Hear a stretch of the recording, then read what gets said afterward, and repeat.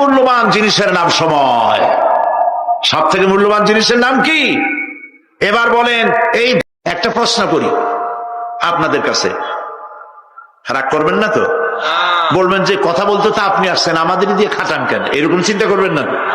প্রশ্নটা হচ্ছে, বলেন তো দেখি, পৃথিবীর মধ্যে সব চাইতে মূল্যবান জিনিস, দামি জিনিস কোনটা? হ্যাঁ, ইখতিলাফ হয়ে গিয়েছে, ইখতিলাফ হয়েছে। কেউ বলেছে যৌবন, কেউ বলেছে কোরআন, কেউ বলেছে ইসলাম। আর যারা বেশি বুদ্ধি রাখে তারা খামোশ, তারা কথা বলে নাই। কোনটা কইয়া কোন জ্বালা চুপ করে থাকাই ভালো।